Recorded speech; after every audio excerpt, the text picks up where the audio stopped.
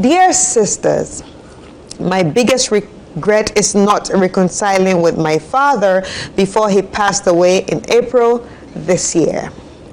It breaks my heart that I never gave him the chance, especially when he kept calling earlier this year to address our differences. To make matters worse, the person who took him to the hospital when he had his crisis said he kept mentioning my name on the way to the hospital. Ever since I was born, my mom has been my backbone and my support system. My father never took care of me when it came to my feeding and school fees. This created a sort of hatred in my heart for him, especially when I saw how my colleagues' father were always there for them whenever the need arose. Now, I'm full of regrets because I didn't reconcile with him before he died.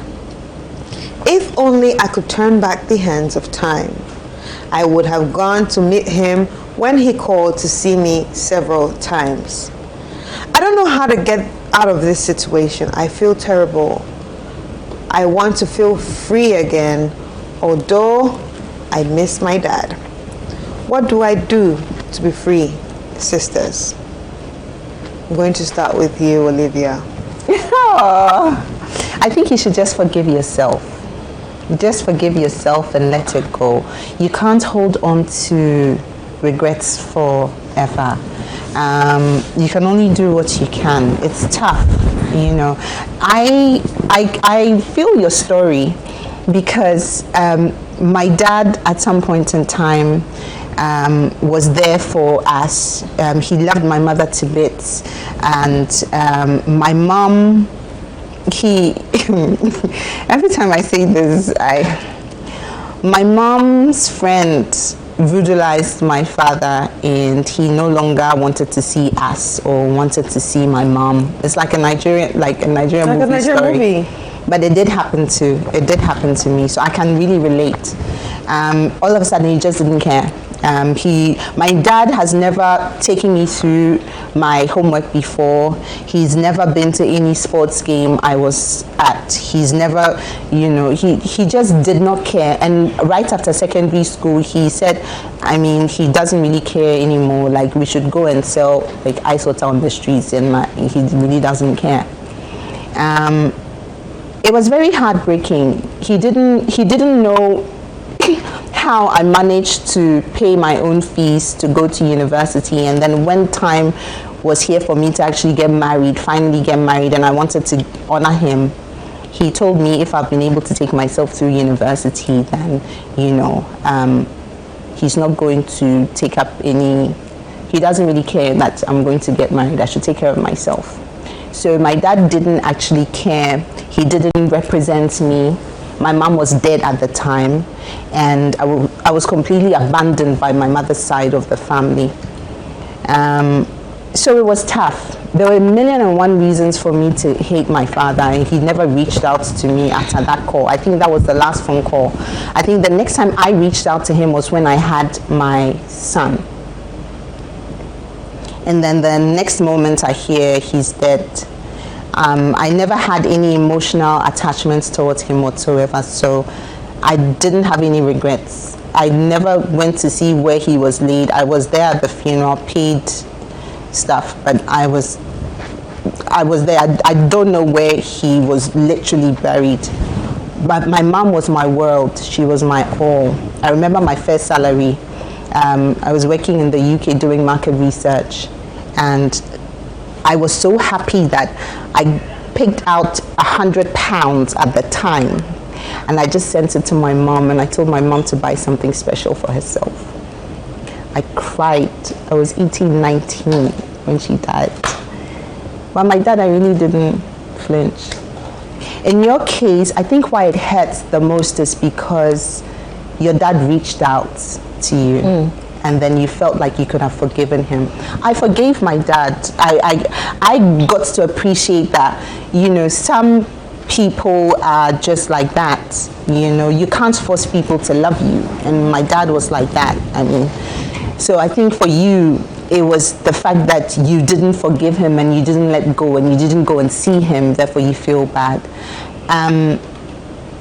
Like I always say, it's not easy. God always makes it easy. Forgive yourself. Ask God to forgive you, forgive yourself, and let it go. Honey bunny. Holding on to it is not going to bring him back. Holding on to it is not going to make you feel any better. It's going to make you feel worse. If you need to speak to somebody about it, somebody that you trust, just to sort of pour out, just pour it all out and say, sometimes it also helps if you know where he was buried. You can go and have that closure with him, and just go to psychologically, just go by his graveside and say, Dad, this is, I'm sorry I couldn't make it, but I don't even know whether that is possible, whether, I don't know what that means, but it could give you some kind of, it could give you some kind of closure. But have that conversation with Dad. I say to Dad, I know you're not here. I wish I could have seen you, but I wasn't able to see you. But I still love you, and I know wherever you are, because now they're spiritual beings.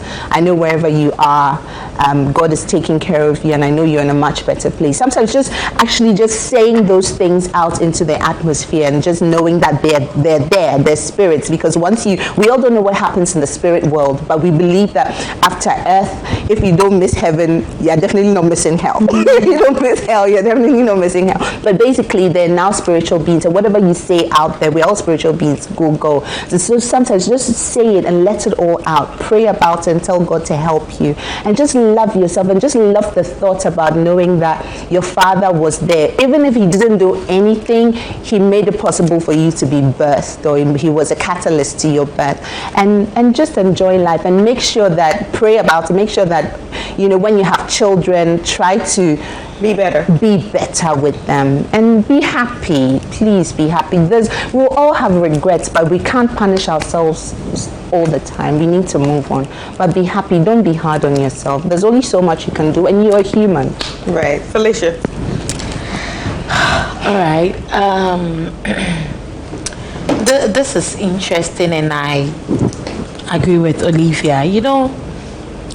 They say you cannot choose family, but you can choose the relationship you have with family. And I believe everybody deserves to make a choice with regards to the relationship they have with people around them, regardless of who they are and what they mean to in their life. Because as you rightly said, there can be some parents who are like absentees parents, and we sometimes assume that because they are like biological family, you need to like have a relationship with them. If this parent is not showing up for you, I believe that you have every right to choose what kind of relationship you keep with them. So yes, I won't blame you for whatever decision you made about the relationship you had with your father, but right now he's gone. Beating yourself won't change things. I won't stop saying it. The energy you exert in negativity is always more than the energy you exert in positivity. So this is time to have a conversation with yourself. Take some time off. Say a word of prayer if you're a believer. Ask God to forgive your father. Ask God to forgive you. And ask him for guidance, and ask him to be with you through your healing process. Because whenever it comes to healing, we always assume, it is well with your soul, everything is fine, you'll be fine. It's so easy to say, but it's not an easy process to go through. So in every point in that healing process, you need God to be with you. So ask God to be closer to you than he's ever been, so that you can go through this process. If you are not a believer and you have someone close to you, or someone you trust, you can vent out to, vent out. Now I see these venting centers coming up around Ghana where you can go and throw things. If you're a sports person, squash is the best way to vent out. If you don't squash, you go and hit the ball on the wall as many times as you want to get it about. Take time to heal, forgive yourself, and move on. I feel one thing you could always also resort to is be present at his funeral. Be there to do whatever a child has to do. That's if you have the capacity to do it. I believe it is a way to also make up with the dead, like the last respect. Give him that last respect. If he has someone close to him, I'm sure he would have shared how he felt with the person. Find that person and have a conversation to get closure and let it go, because holding on to it, overthinking, being upset with yourself, it won't make much of a difference. If you're not careful, it might even affect the people around you. Might even make it difficult for people to be around you. It might make it difficult for people to relate to you, and I don't think that is what you want to do. The dead is gone. Whatever he did on earth, he's gone with it. He will face it during the judgment day. But you are here with us, and we really want to have you around. We want you to have the best life possible, because life is short. So focus on the present. Be there for yourself. Seek help from your Creator, from the omnipresent, the omnipotent God, and find someone you can find solace in to help you through the process. And please, don't forget to pray to God for guidance. Okay. There isn't much you could do beyond that. Rosie. Okay, so usually you can stay away from people you love for a long time when you know that they are available. Yeah. So it could be that you can stay for 6 months, for 1 year without seeing your dad, and it's okay because they are still available. But the moment you lose them, that's when you begin to know the value of time. And I'm saying this because I recently lost my dad. And sometimes there are some last minute things, even with mine, I had a relationship with him. But there are some last minute things you wish you would have done, just that 6 hours, 12 hours, 1 day. And I remember when we went to the hospital with my sisters all gathered, each of my sisters was like, oh, I wanted to come and tell him this, I wanted to do this, I wanted to do this, I wanted to. Everybody had something they had wanted to do before his leaving. And that's what makes it difficult, because then you begin to know the value of time. So I can begin to understand what this person is going through. The reason why she's going through this is because now she's understanding the value of time. Because hitherto I'm angry with him, I don't mind him. Well, we could make amends tomorrow, next month, next year, but suddenly there is no time. Now what I'll tell her is that, look, first and foremost, it has happened. There are some things in life you cannot change. You have to learn to live with it. And living with it starts first and foremost by forgiving yourself. Because one thing I believe in is that the fact that your father and your mother contributed to your coming into this world, even if they haven't played the part they were supposed to play, you need to respect them. You need to show a certain level of respect to them. And sometimes I believe that showing respect to your parents who birthed you, especially if it's your mother, it goes a long way to bless you in things that you do. So sometimes you are blessed in ways and you don't know why the blessings are coming. But it's because you're honoring your parents. You understand? So I believe in that a lot. So it's unfortunate that you couldn't honor your dad before he passed. However, like Olivia rightly said, and you also said, go to his burial if you can. Whatever part you have to play, play it. You don't want to regret that session too. If you have the opportunity to go to his tombstone, sometimes he's not there, but spiritually, even the feel that you feel like he's there is there. Talk to him. Whatever you want to tell him, tell him how you felt. Tell him, apologize to him for not showing up till it was too late, and learn to forgive yourself. Like I always say, look, people make mistakes. We are all human, and as humans we make mistakes. But the moment you realize you've made a mistake, the first thing is not to beat yourself down, but to realize that yes, you have made a mistake. What can I do to correct it? What can I do to prevent it? What can I do to make sure it doesn't happen again? Okay, live with the consequences. How best do I live with the consequences? When you do things like that, you become a better person. And like Chris said, as time moves on, make sure that you also imbibe some of these things to the younger generation, your children. If your mother is alive, make sure that you don't have this situation with her. If you have friends or people that all of a sudden you are begrudged for one thing or another, because sometimes in the face of death, nothing else matters. In the face of death, that boy who wasn't, it doesn't matter. That girl who wasn't, it doesn't matter. This person who said this about me, it doesn't matter. In the face of death, everything comes down to ground zero. Because believe it or not, when someone you care about passes, for some reason you don't remember the mistakes. All you remember are the good things. Yeah. And that's what makes you sad, that you couldn't have put value on those good things instead. You know, so I don't want to say much. All I'm trying to say is that, look, all of you have said a lot, but just forgive yourself first. Do the things you have to do with what you have. You can't have him to talk to him directly, but you can talk to him in the cemetery. Make sure you play a part in his funeral.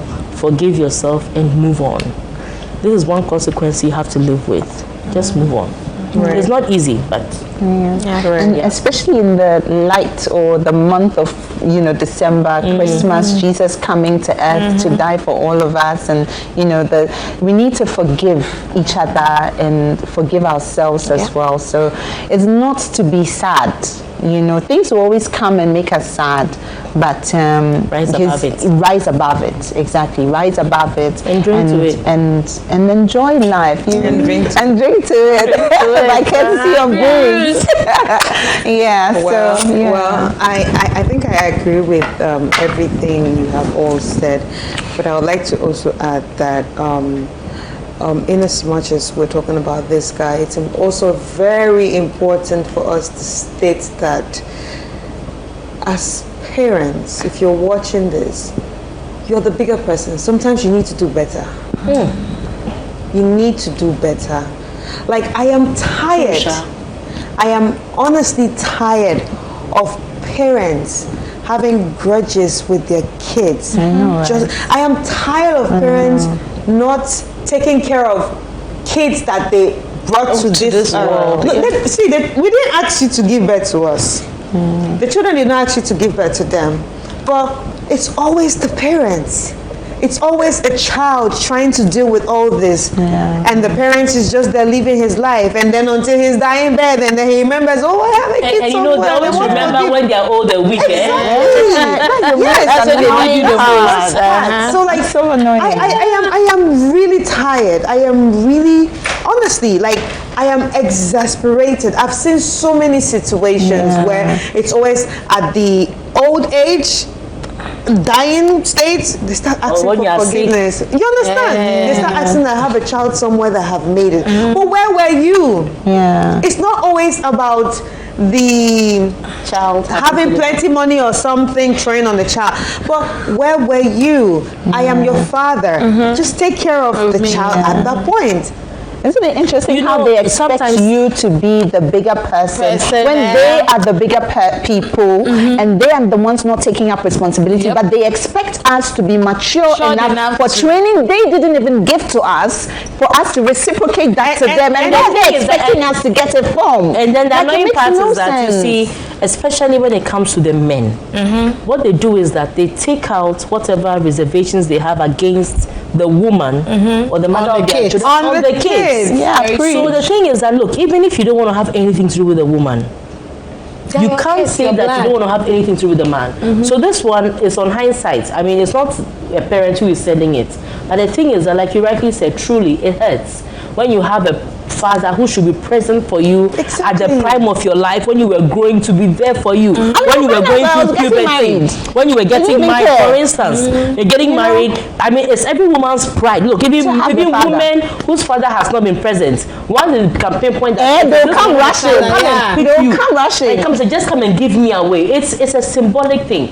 So for a parent not to be present like that, then when they are dying, they do not expect that you should play your childly duties. Not just that, pay the medical bills too. Oh, no blow. It's true, they didn't pay for your all of that. Yes. Then they expect you. But you see, and the thing is that it's painful. Yeah. But two wrongs never make a right. But the thing is that parents more and more should own up to their responsibility, because no child asked to be born. Nope. We gave birth to the children. So once you give birth to a child, at least with the woman or the man you are engaging, and I like you, maybe whatever. Even if you have a problem with the party, your children should always be your priority, no matter what. And it's true, because right now it's a lot of children carrying a lot of burdens of parents, and it just makes me sick. For example, I was talking to my son one time, and he was like, "Why do I need to call? Is he not supposed to be the adult? I'm a child." I was like, wow. And that's very intelligent of him. Believe it or not, even our aunties who are older, they will say you didn't call as a child, but they're the ones who are supposed to call you and check on you. And I was just like, wow, but that's your family member. He's like, nope, I'm the child. Exactly. That they are supposed to call the And I adult. think the other part we need to also bring to light is the emotional support. So some parents are also there financially, but I'm paying your bills, I'm doing this, and they expect you to have a relationship with them. You know, parenting goes beyond raising kids. Like my mom would tell me that you are rearing them, like chicken or pets that you give them food and you expect them to. But I mean, the pets, if you don't have an emotional connection with them, even though you are they'll bite you. And you know, so being there for them emotionally, psychologically, and letting them feel loved. Like, this thing goes a long way. It's true. A lot of people are struggling in relationships because they never experienced actual love from their parents. Sure. No, but or they didn't even get to see their parents in a healthy relationship. They have no the example. thing too is that some of the fathers, you see, sometimes I keep saying that the way society, even look, traditionally, when you get to puberty, the way they school a man, it's different from the way it's a woman. Work. Yours is to work, provide shelter, food, clothing. They never talk about emotional support. No. So Yes, men are schooled. Make sure you make it. Make sure you get money. Charlie, man will not get money. Charlie. You know. Yes, so it's I about agree money, with you. money. And a woman is always about make the home. A good woman makes the home. A good woman does this. So for some of the men, not to hold brief for them, what happens because of the way they are it's what they are it's enshrined with, it's what they are programmed with. So what they do is that they are working all the time, making sure that as soon as I give them money, they are okay. I build a big house, I put them in, they are okay. Whatever they want, Christmas, if the family wants to go on holiday, I'll pay for them to go on holiday. Whatever it is they want to do, I'll do. So there are a lot of men too who are providing materially for their families, but emotionally, psychologically, they are absent. And that is why Mother's Day is very big. Yes. And Father's Day is actually celebrated together with Toilet Day. It's because nobody's doing it. It's the same day. I know. It's the same day because you see, if people valued, because it's like you have exemplary fathers who do the most. But there's some fathers who are But the thing is amazing. that there are some fathers who are doing the most. But the thing is that cut across, the women are the ones stuck with the children. Now when there's an argument, there's a divorce, whatever, when the men can up and say, look, I'm leaving this, I'm gone, the women are stuck with the children. The women don't have a choice whether or not to be with the children or not. So the thing is that, look, over time now things are changing. I see a lot of dads more present in the lives of their children. I see my husband more present in the lives of my children as opposed to how my father was present in our lives. And I believe that as time goes on, things will get better.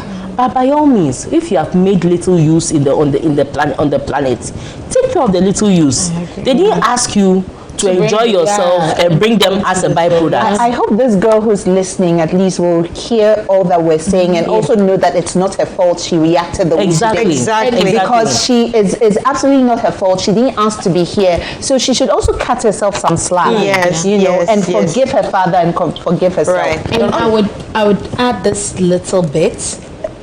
Ensure you break this case where you're a better parent to your kids. Right, Because my dad always says this: as much as you complain about how others treat you, ensure that you treat others better. And you don't carry this on, because it happens. If you are not careful, it becomes a cycle or a generational case.